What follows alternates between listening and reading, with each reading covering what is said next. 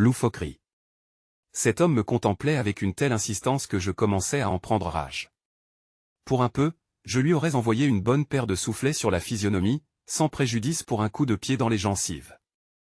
Quand vous aurez fini de me regarder, espèce d'imbécile? Fis-je au comble de l'ire. Mais lui se leva, vint à moi, prit mes mains avec toutes les marques de l'allégresse affectueuse. « Est-ce bien toi qui me parles ainsi ?» dit-il. Je ne le reconnaissais pas du tout. Il se nomma Edmond Tiroir. « Comment ?» m'exclamai-je, « c'est toi, mon pauvre Tiroir. Je ne te remettais pas. Mais pardon, si j'ose, n'étais-tu point dans le temps blond avec des yeux bleus? C'est juste, je me suis fait teindre les cheveux et les yeux. Suis-je pas mieux en brun? Ce pauvre Tiroir, j'étais si content de le revoir. Depuis le temps. Et nous égrenâmes les souvenirs du passé. Et machin? Et un tel?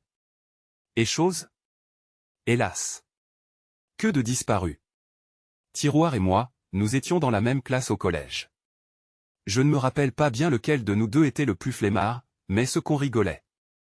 Il mettait au pillage la maison de son père qui était quincailler et nous apportait chaque matin 1000 petits objets utiles ou agréables, des couteaux, des vis, des cadenas, des aimants, j'adorais les aimants. Moi, en ma qualité de fils de pharmacien, je gorgeais mes camarades d'un tas de cochonneries, des pâtes pectorales, des dattes. Entre-temps j'apportais des seringues en verre, aux joies, et des suspensoires qu'on transformait en frondes. Un jour, oh mon Dieu! Ai-je ri ce jour-là? J'arrivais muni d'une boîte de biscuits dont chacun recelait, si j'ai bonne mémoire, 75 centigrammes de scamonnet. Toute la classe ne fit qu'une bouchée de ces friandises traîtresses, mais c'est une heure après qu'il fallait voir les faces livides de mes petits camarades. Mon Dieu! Ai-je ri? Ah! Ce jour-là, le niveau des études ne monta pas beaucoup dans notre classe. Comme c'est loin, tout ça.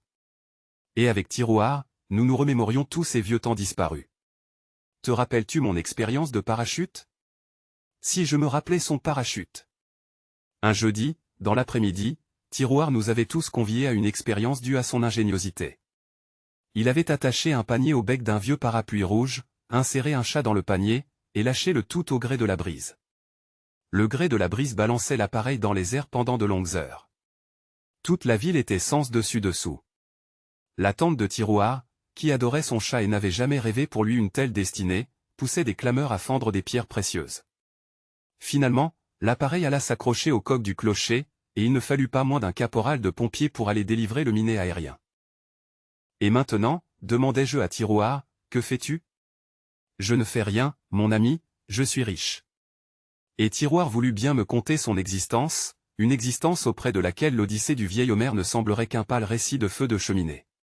Quelques traits saillants du récit de Tiroir donneront à ma clientèle une idée de l'originalité de mon ami.